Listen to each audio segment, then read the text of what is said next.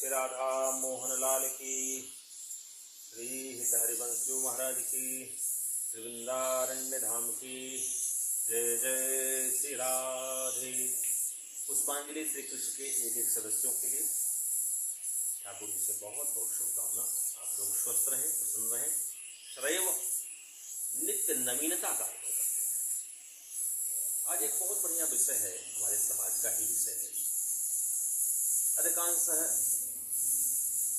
बहुतायत आप सुनते रहे हैं कि पति पत्नी का जो विवाह है वह 7 जन्मों के लिए, 7 जन्म,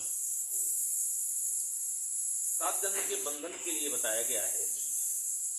क्या यह सत्य है और इसको हम लोग कैसे देखते हैं, ये बात समझने की बहुत जरूरत है। जिस दिन इस बात को हम लोग समझ जाएंगे उसी दिन गृहस्थ जीवन संतों का जीवन हो जाएगा। क्योंकि आप विवाह में देखते हैं कि 7 फेरे होते हैं। उन 7 फेरों में एक एक संकल्प कन्या कहती है कि मेरी इस बात को आप मानिए तब मैं आपकी वामंगी बनूं, और फिर वर कहता है कि मेरी आप ये बात मानिए तब मैं आपकी वामंगी बनूं।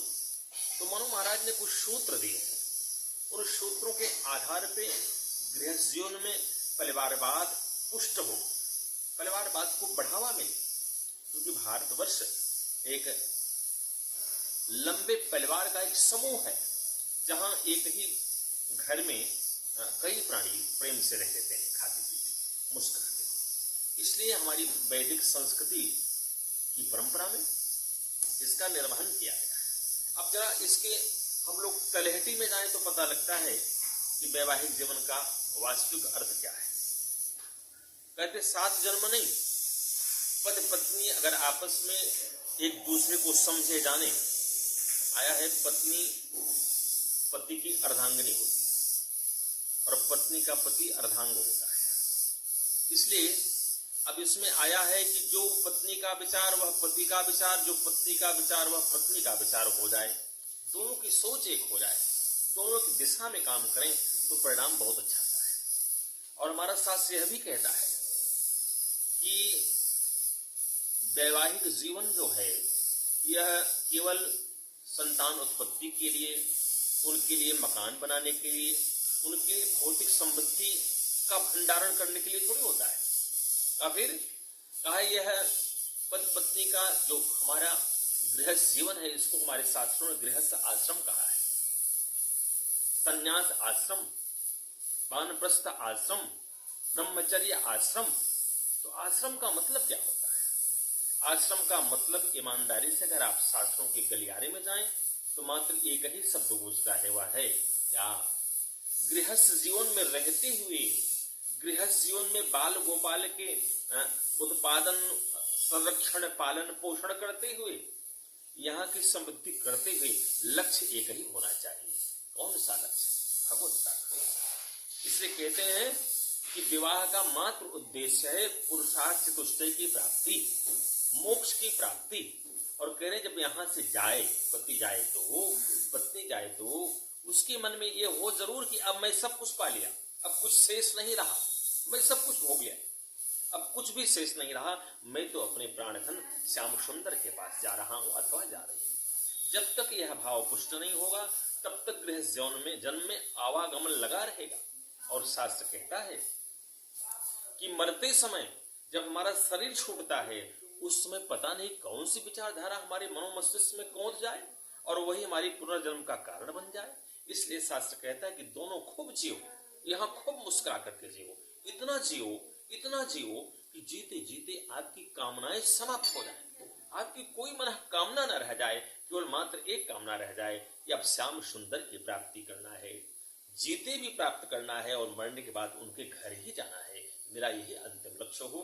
तो जब तक यह नहीं होगा, ईमानदारी से जो हमारे शास्त्र कह रहे हैं वो तो इस जीवन के प्रबंधन की बात करते हैं कि जीवन प्रबंधन अच्छा हो जाए। केवल धन कमाना, केवल भौतिक समृद्धि प्राप्त करना ही वैवाहिक जीवन नहीं है।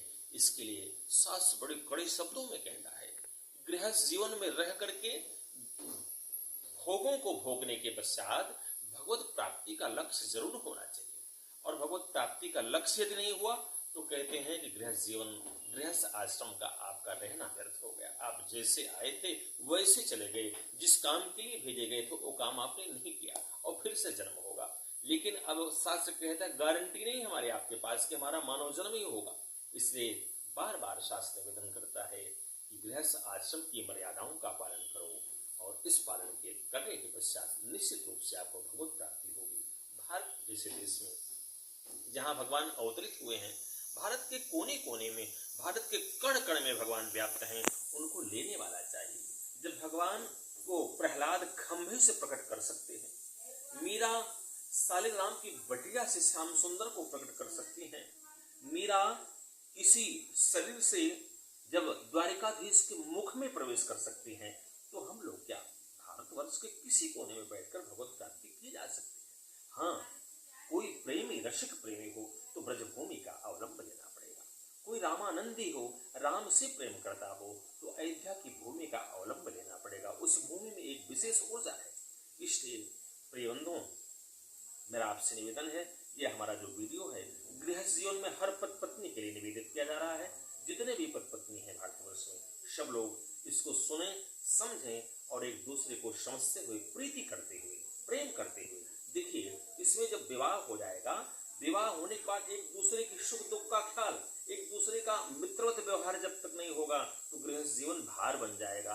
और इसीलिए अधिकांश हमारे यहाँ देखिए तलाक की संभावनाएं बढ़ रही हैं, आपस में पति पत्नी में टकराव बढ़ रहा है। इसलिए इस बात को यही निवेदित करते हुए आप लोगों से निवेदन है कि आप नए अगर हमारे इस वीडियो को सुन रहे हैं तो कृपया वीडियो को लाइक जरूर कर दीजिए, क्योंकि एक आपका लाइक इस वीडियो को YouTube की तरफ प्रेषित करेगा। और साथ साथ इसको सब्सक्राइब करें नई बात सुनने के लिए, जिससे आपको ऐसी जानकारी प्राप्त हो जिससे आप जीवन में आगे बढ़ पाएं।